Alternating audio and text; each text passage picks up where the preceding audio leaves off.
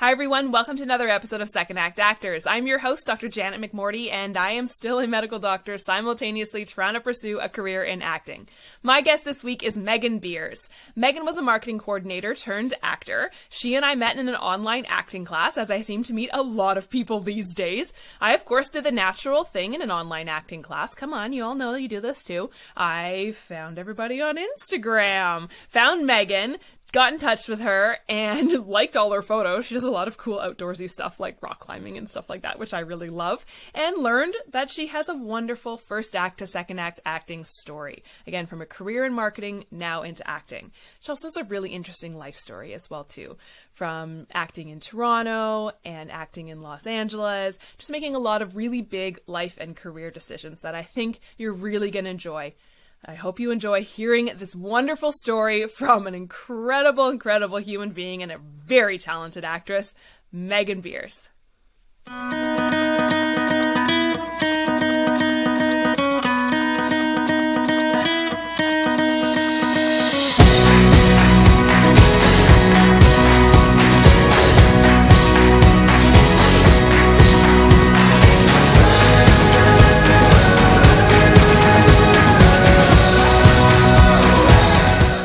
Was it terrifying to do that? Like to move out there? I think it was helpful because I went for a marketing job rather than going out there kind of on a whim. So yeah. I had a little bit of stability going for me, which was nice. Mm-hmm. But I went with the hopes of being able to transfer my real job into more acting jobs like right away. I looked for acting studios like the first week that I got out there. And I told my boss when I got out there, I was like, just so you know, from 6 p.m. to 9 p.m., you won't be able to reach me. And I'm going to dip work at 4:30 on Thursdays so I can go and take these acting classes. And luckily, they knew what they were hiring because I told them that I was an actor. And so they were really supportive about it. That's awesome. And I would imagine, and this is a very broad stereotype about LA, like that's got to be so many people's dreams and goals, right? To get out there and do something in the entertainment industry. And I would hope people would be very kind of understanding of something like that. Oh, yeah. Even one of our company executives, he actually takes off. He will book out a month because he has like an inkling that he's going to book something. He's an actor too, and he's like, I'm gonna make sure that at least like 1 month out of the year I'm not doing my marketing job and I'm gonna be working on a TV show. And I was like, that is so ballsy but like inspirational at the same time. I was just thinking that. I was like, oh, I would love to have that confidence. Holy. Maybe we should have that confidence, right? Yeah, I mean that was just something that I learned during COVID because when everything went virtual, I don't know if I like want to admit this, but I would actually be working online and taking acting classes at the same time. And I would just kind of like shake my mouse to make it look like I was online at work while I was on Zoom in my acting classes. I don't think you're alone. Maybe not like the identical to like acting classes part, but the shaking of the mouse. I have heard that from so many of my friends. I saw so many cheeky videos of people just kind of like put it on the, like they would attach their mouses to their Roomba and the Roomba would drag the mouse on the floor. And I love it. Just as long as, like, on Teams or whatever system you use, as long as your icon is green, it's okay. It makes it look like you're working. That is so funny. It's funny because how much energy do people put in to avoid work when if they could just put it into work, it would just be, like, awesome. But, like, who wants to do work? I know. And, like, don't get me wrong. Like, I am a really hard worker, and I loved my job and, like, would work really hard. But there are lulls, like just in every industry. It's like you have a busy period and then you'll have a lull and you're just kind of sitting there. And I'm like, well, I have to look like I'm online because it would look bad if I'm not available to my coworkers. but there's really nothing for me to do today.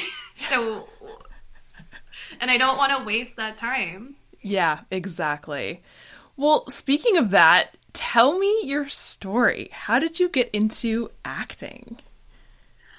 Sure. Oh my gosh. It's a long story.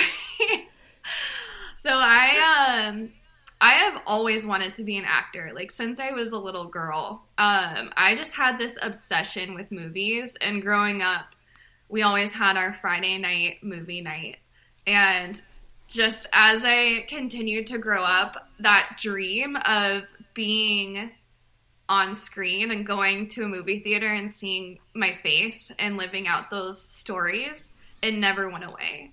So I went to school at Florida State, and I did a study abroad program where I went to London for 3 months, and I got to study theater. And so I started with a beginning acting class, and then I dove deep into kind of theater theory and writing. And so through that, the bug just really kicked in. But I had pressure from my parents to get a real degree. So I thought of what is the closest thing to writing and storytelling, and what is going to help me stay close to like being in production as well. And I was like, oh, marketing, great. I get to control the story that's being told for companies. And so I got my degree, and let's see. This is hard. I had a huge life event happen also right before I graduated. My dad passed away, and it was a big moment in my life where I learned that life can be taken away from you really fast. And so it was the moment where I'm like, are you going to be an actor, or are you not going to be an actor? And so I actually gave up a full-time job in L.A. right out of college to come up to Toronto and pursue an acting career. Wow. And since then, I have just been hustling. I take classes. I take classes every round, auditioning, and just also a lot of writing. That's actually one of my big creative outlets for acting, is writing myself into my own stories. Which I think is really, I'd say, key from a strategic standpoint, but also key from an inspiration standpoint, I would think, right? Like, oh yeah, the stories we tell, for sure. Why Toronto? Why did you pick Toronto? It's so corny, but I grew up watching Degrassi, and I always wanted to be on Degrassi. I love that. My dad is from Toronto. Cool. And he knew where the studios were and where like the Degrassi set was, and we would always drive past it, and we would see the soundstage, and we would see the high school set up and like the little town they had set up behind there. And so when my first thought of was like, I don't want to go to LA by myself because that's like really scary and it's really expensive. And I was like, I am actually very familiar with Toronto. I grew up coming up here, spending summers, Christmases. All of my family is up here. And so I was like, let's do Toronto, because I know Toronto as Hollywood North specifically. That's awesome. It's so funny because you hear the flip opposite all the time, right? Like people from up here being like, "Go, I gotta get to LA." And I mean, obviously you're still, in that you're kind of to and from LA and Toronto and stuff like that. But I love that. Good job, Toronto. Good job, Toronto, and good job, Degrassi. Like, yes. It's so weird. Like in high school, I went to high school in the Midwest, and Degrassi was huge. Really? Yes, it was bizarre. Like, it would show on Teen Nick, so Nickelodeon, like their teen channel, and everyone that I went to high school with, they had it like marked on their calendar of like when the new Degrassi is coming out, which episode is going to be airing, and everything like that. And it was a hot topic at school the next day after the new episodes would show. And it was crazy. And I remember being also the new kid at school, and they were talking about Degrassi. And I knew that from my dad used to watch it, and he would talk about it. And I walked in the first day, and I was like, they were talking about it, and I was like, oh, I actually go to Toronto a lot. And they're like, have you seen Degrassi? Have you been there? Like, is it a real school? And I was like, well, it's a TV show. There is a Degrassi street in Toronto, and it's not tied to the show at all. I don't know if you remember this, because I think you and I might be the same vintage. I also love Degrassi. But there was like the beginning of the internet, and Degrassi had like a website where you could like pretend chat with the characters. I was obsessed. Oh man, yes, I do remember that. Yeah, and I was like, it's really them. I'm really talking to them. No, which is funny because, and I'm blanking on his name. Oh, the blonde guy. It was like Scooter or something like that. He was the drummer. Spinner. That's it, yeah. So I don't know if you know, he's like an Uber driver in Toronto now. You can like go and like be in his Uber. I was like, oh no, us elder millennials are going to be like, Spinner. I know. I'm actually pseudo living out my like 16-year-old dream. But right now I'm taking classes at Armstrong, and my teacher is a Degrassi alum. I love and it. So when she popped up on the screen, and I was like, I know you. Oh my god, this is awesome. Like, teach me your ways so I can be a Degrassi. I want to be an alum too. I know. Oh my god. When you came up to Toronto, how did you start? I know you said you were taking classes and stuff like that, but like, how did you build as somebody who, again, I feel like I talk to so many actors from Toronto, and we're all just like, yeah, we all know what to do. But for somebody who is kind of newish to Toronto or newish to the area, how did you get started? How did you build the momentum? So I was dating a guy who was working in the film industry, so I had a little bit of knowledge. And the first step, he told me, he was like, just join a background agency. He's like, just go see what it's like to be on set. And so I started doing extra work and kind of getting to watch working actors. And like, specifically, I loved working on Toronto shows because you actually... So I feel very inspired by Toronto actors because they're all very humble, and I feel like they're all very friendly and approachable. Mm-hmm. And there was one day I was working on Good Witch, and another Degrassi alum was working on it, and he was very nice, and we were talking about, he asked me where I was from, and I said, oh, I'm from the States, and I'm new to Toronto. And he's like, do you want to be an actor? And I was like, yeah, I want to be an actor. And the first thing he said, he's like, you need to start taking classes. And he pointed me to L.B. Acting Studio. And he's like, go and check it out. Go audit a class and see how you like it. And so I went and audited a class with Lewis and just kind of fell in love with it right away. And joined their beginner class literally 3 weeks later.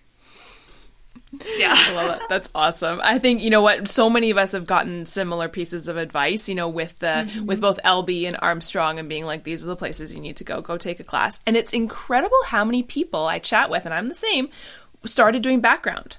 Right? And I think there was a bit of I don't know if a stigma is the right word, that's a dramatic sounding word, but like saying, it's just extra work, it's not real, whatever. But how else are you supposed to learn what a set is like if we didn't come from film school? Like, how else? You gotta figure out somehow. I think it's showing huge initiative.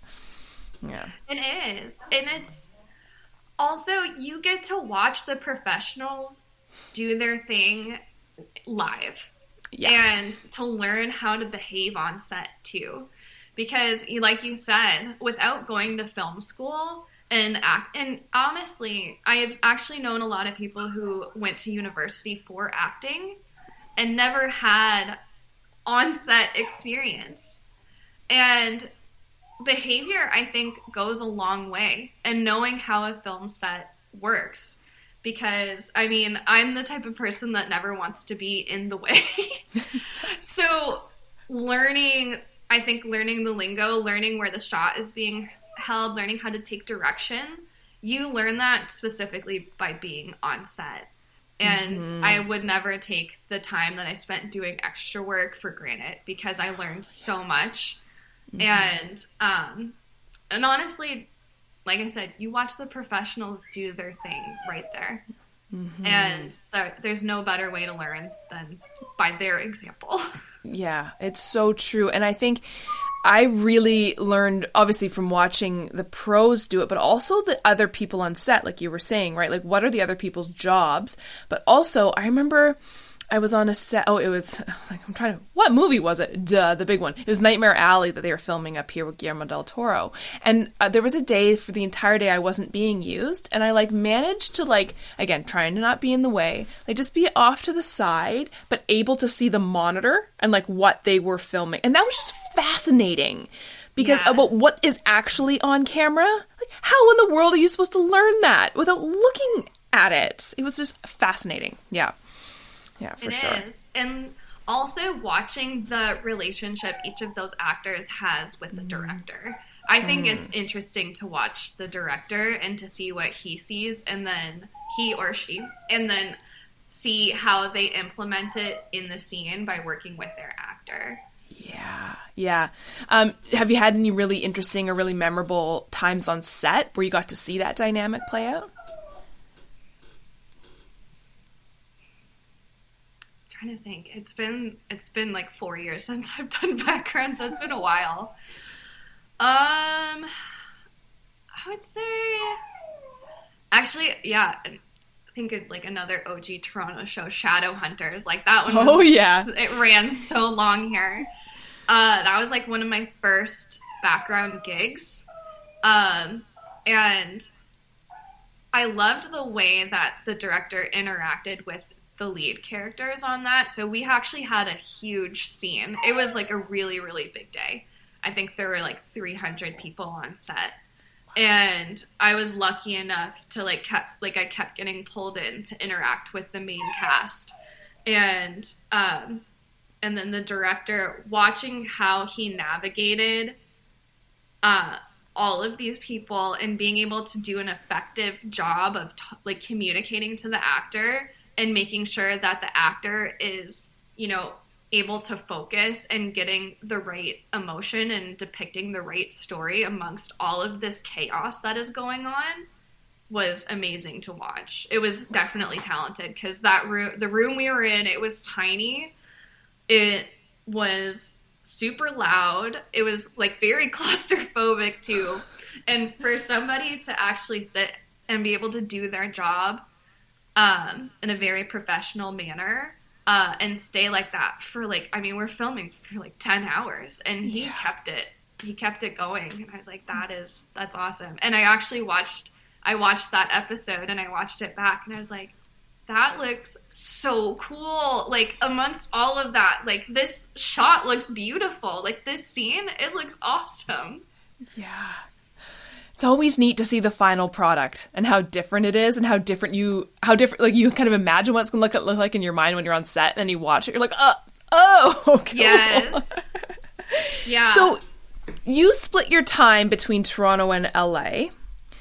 What do you notice are similar about the two cities, and what are different about the two cities? I would say I take classes in both cities. Toronto is very on-camera driven. So almost every class that I've taken in LA, it's all based on stage, which I find really interesting, because since LA is very much Hollywood and, filming movies, and all of the big things are filmed in LA and stuff. And I'm that's very strange to see that actors are trained on stage when they're predominantly going out for stuff that's on camera. Huh. Yeah. And versus in Toronto, all of my training here has been on camera, other than like if I take an improv class at Second City. But everything else is strictly on camera. And yeah.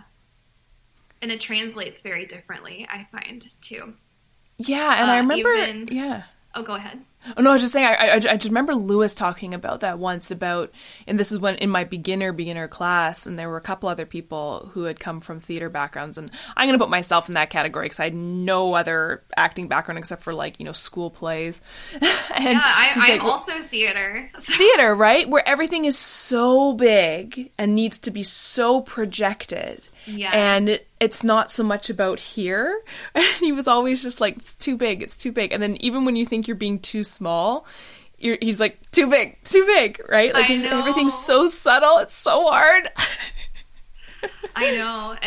Oh man, yeah. I had to like get untrained from that because like mine is like, because I have a background in dance too, so it's a lot of body movement and expressing and like moving your hands and stuff like that. And I remember because I started with Daniel, and Daniel was like, can you just sit and not move? Like he's like, this, your face is the only thing that should really be moving. And then if you need to move your hands, move them below yourself. You don't need to use your body to express all of that emotion. And I was like that, and I would watch my tapes back. And like when I first started, oh my God, it was so funny. My tapes were comical. I couldn't watch them, but I did so I could learn. And it progressively went from like wacky wavy hands to being able to sit and talk with my eyes and being able to have a conversation with somebody. How did you find, this is a loaded question, how did you learn that? What has been effective for you for that transition? I love connecting with my reader. So I like making the scene about the other person in the scene. And so it's kind of like, and I'm actually finding this to be a challenge over Zoom, hence why I'm like taking all these Zoom classes now. But when I would be in studio with somebody for like an audition or for classes, I loved just locking in with the reader and having a moment with them. Like it was real. And it was always just fun to share that space with somebody else.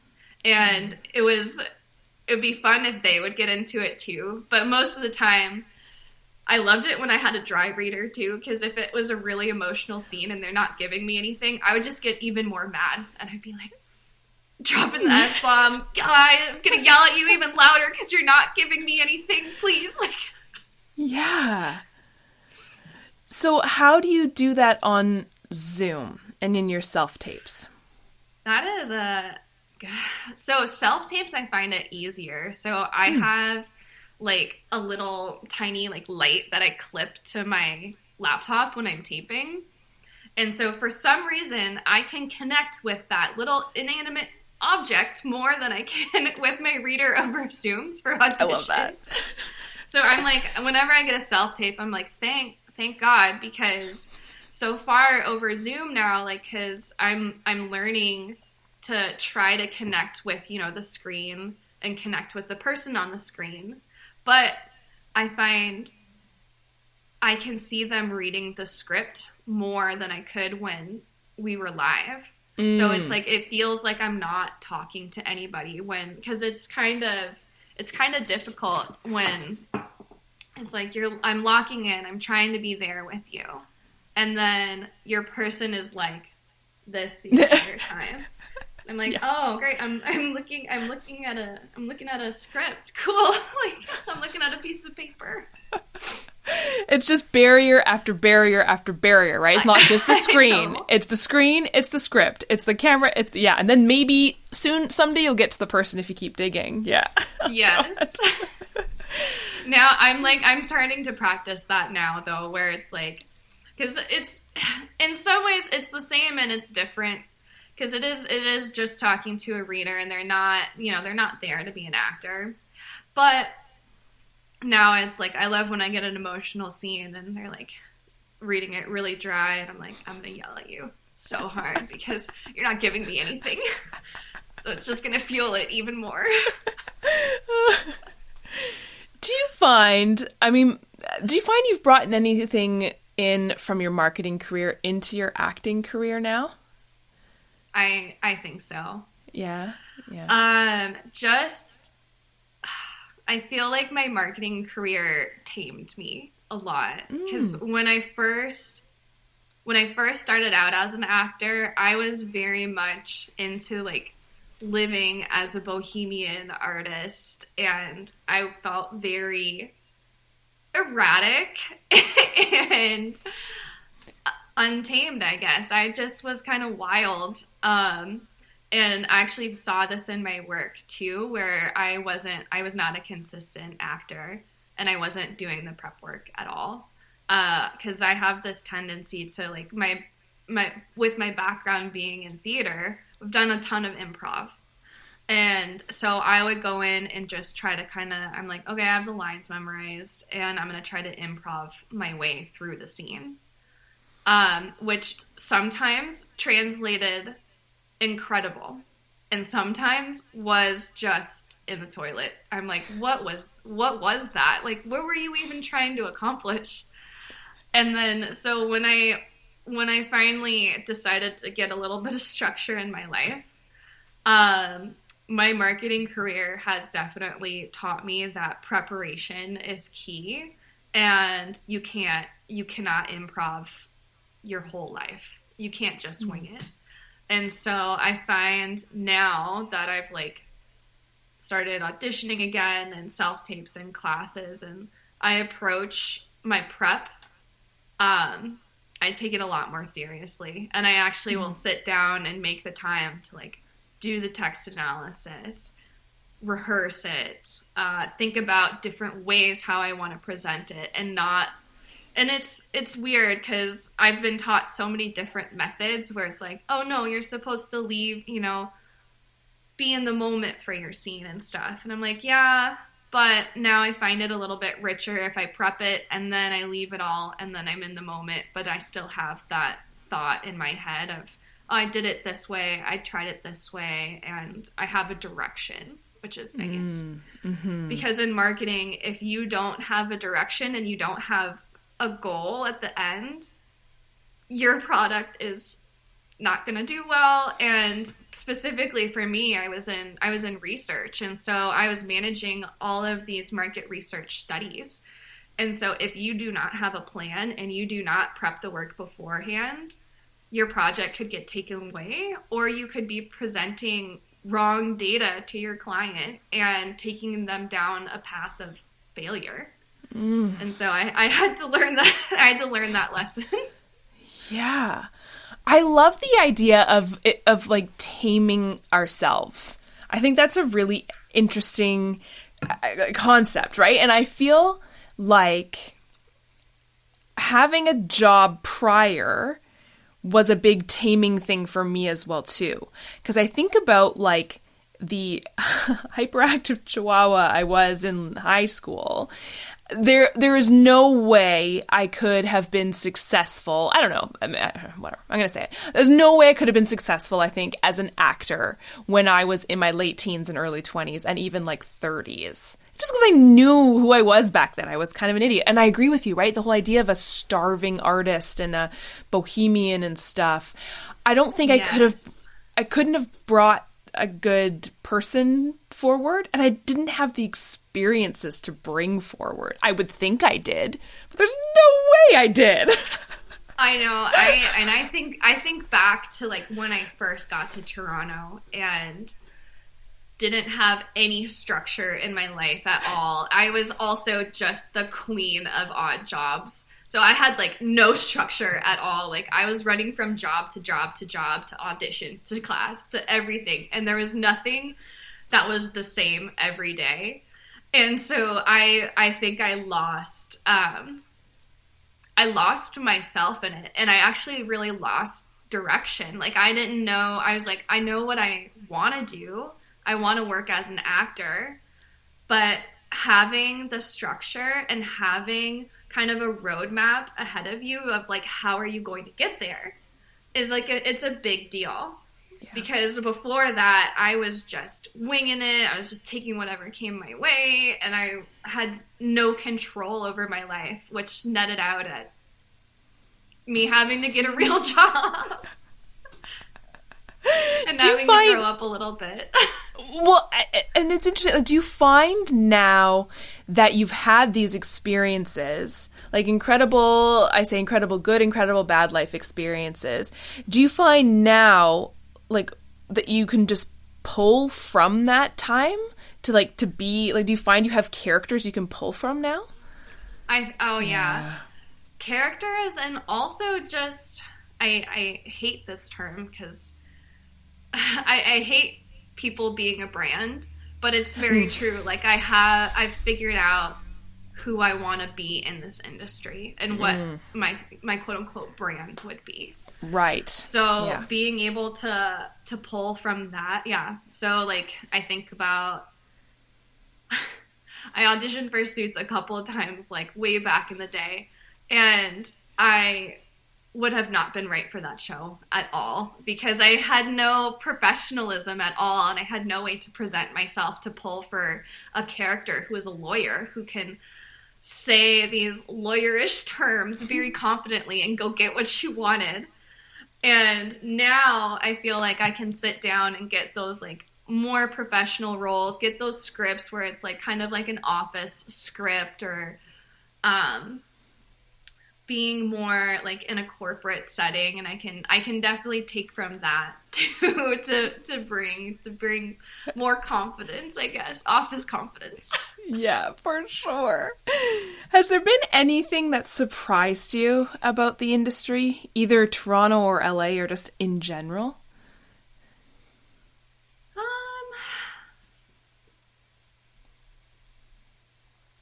I can't really say. I don't know. I think just being such a newbie, because I mean, I am literally the first one in my family, other than, to say it, I'm going to plug, under the plug, my second cousin is Cheryl Ladd from Charlie's Angels. Yeah, oh, that's awesome. No big deal. Other than that, I don't really have anybody who's ever embarked on this journey to like live as an artist. Like, both my parents worked in business. My dad was an accountant, and my mom worked in marketing too. And then the rest of my family, like engineers and stuff. And so I think everything, I wouldn't say it's surprising, but I can say that everything has been new for me. Yeah. Did you find, coming from such a logical-brained family, like, do they, like, I guess, where did the creativity that you have come from? My family is secretively creative. Love like it. they have these amazing gifts, and then they go out of their way to hide them. So my mom is a fantastic artist, like a sketcher. She draws, and she's amazing. And then my dad was a very talented musician. He played clarinet, he played guitar, he sang. And the only thing we hear of my sister and I growing up, we would just hear stories about it, and he would get like really embarrassed. And my sister is also, she's actually studying to be a doctor, but she's also a very talented artist. She started out in art history and wanted to be an artist and wanted to be a curator. And it's always been there, just it's never been talked about in my family. And no one's ever dared to pursue it outwardly. Yeah. Well, I think that definitely was that, and I know my dad would smack me on my hand to talk about this, but that generation, I think, was very much like, you get up and you go to work, you work the 9 to 5, and you don't complain, and you come home. And yes. And they lived through some pretty tough times in the financial world and the world in general. And I love that's a beautiful sentiment. Like they're like, sneaky creative. They keep them hidden. They're sneaky creatives. I think there's a lot of people in that generation, right? The like classic boomer generation who had to work their butts off and didn't have the chance or just didn't feel comfortable in society showing the arts out. Yeah, it's true. Yeah. Do you have any crazy, fun, or memorable on-set stories?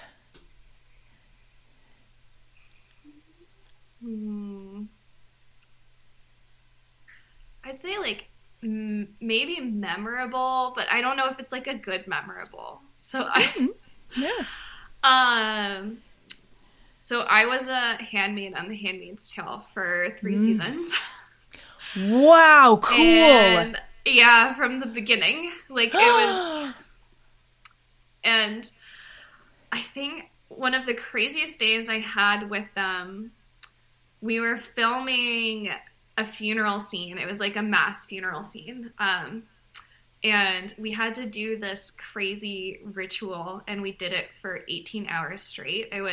We had all the handmaids line up in front of all of these caskets in a circle. And it was snowing like crazy. It was freezing cold. And we had to just keep on walking around in a circle for 18 hours. But Elizabeth Moss, who is a freaking saint, she is awesome. She was like so attentive to all the people on set and like asking them if they're doing okay, are they staying warm? And I think she was also kind of co-directing that episode too. And so seeing her work as Offred in the show and then turn her hat and have to be the director like 5 minutes later was really cool. Yeah.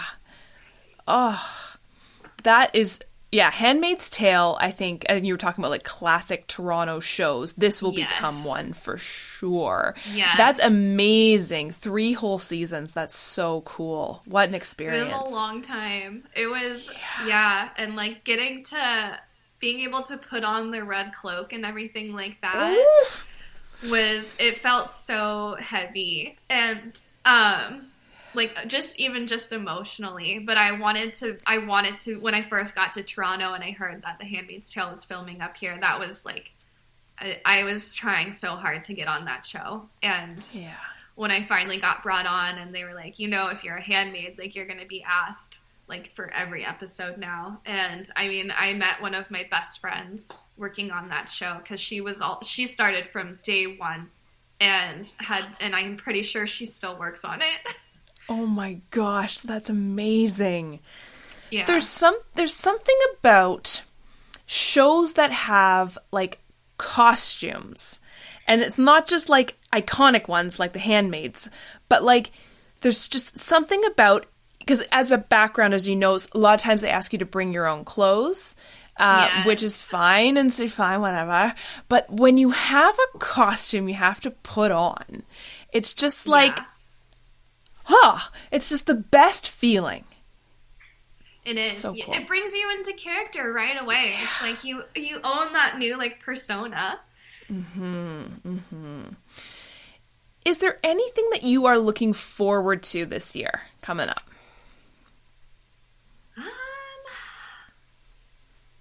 Well, I got a new marketing job. I am looking forward to that. Nice. But I've also had an insanely busy pilot season. Awesome. So I am really hoping for something to stick. And then I've been working with a couple of people to help me out on like finding new agents and doing new agent workshops. And I'm really excited for that. Honestly, so when COVID hit, I took a break from acting because my acting studio in LA shut down. I obviously was not in Toronto and I didn't know what was going to happen with Zoom classes and everything. And so I just stopped acting for a year. And it was a really scary time because when anybody asks me, like, what I do, I so proudly say, I'm an actor. That's what I do. Even when I have a real job. and so it was so ingrained in my identity to not be able to act for, it was like a year and a half, and then I started taking Zoom classes again. It was terrifying because I was like, I really felt like I had lost a part of myself. Yeah. And so now with like everything starting to open back up again, and you can actually really see it. Like L.A. right now, pilot season has been nuts. There are casting breakdowns like galore, like pages and pages and pages. Wow. And honestly, similar with Toronto too, as I've been up here for a month now, and I've been looking at the breakdowns, trying to work up here too. And I mean, last week for me, it was crazy. I was in and out of the self-tape studio like every day. Nice.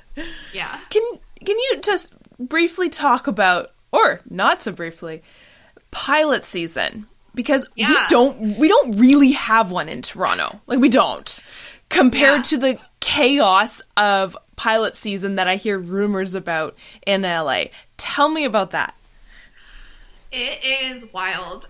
So it is pretty much when a lot of independent productions will spend like the last year or so writing up just plans for these shows. And so it is like finding somebody who's filming a pilot, and then they're going to pitch it to the networks. And there are so many independent projects that are wanting to do this, and it provides so much work in the winter time. It's usually from like January, February, and like late or like into late March. And it's when all of these shows are trying to find new faces, and they're trying to bring in new actors, tell new stories, and get them on the networks. And so it's a wild time. It's kind of like the Wild West of the film industry, because it feels like during those 3 months, anything could happen. Like you could book something and you're like, okay, it's a pilot, great. And then like a couple months later, you get a call and you're like, it got picked up, and now you have work for the next year and a half. It's wild. I've worked on one pilot, and I was not an actor. I was the surgical hand double. And it was a medical show that got picked up here in Toronto. And this was like the first time I'd ever worked on a pilot. And I just remember everyone being so excited and just like really like free and happy because there wasn't any pressure. And then when it got picked up and I started working like, and they had their full like 18 episodes that they booked, everyone was like, it was like different humans. They were just like, all business, all business, all business. I was like, oh, okay, right. Okay, yeah, we're in a show. This is work time now. Yeah, fascinating. I would prefer to get picked up to book a pilot than book a regular on another show. Yeah. Because when you get to start from the beginning, because that is the original team. You were working with the original writer, the original director the writer had intended to work with, and you get to see the show as it had been intended from the original source. And then you also have the creative flexibility to create your character and actually help develop your character with the writer. And so you get to be who you want to be in that show, which is so much fun. Oh, I bet. And so like refreshing. Yes. Yeah. Do you have any final words of advice for anyone who's interested in kind of switching from their career into acting or anything creative? I would say kind of chase after everything. If you want to do it, go and do it and have no hesitations about it, because life is so short. And I mean, I learned that firsthand. Yeah. And it's just such a shame to sit idle and watch other people do what you want to do and not actually put the work and the effort into chasing down your dream. Because I truly believe it is attainable. I mean, in any capacity, chasing down your dreams is attainable.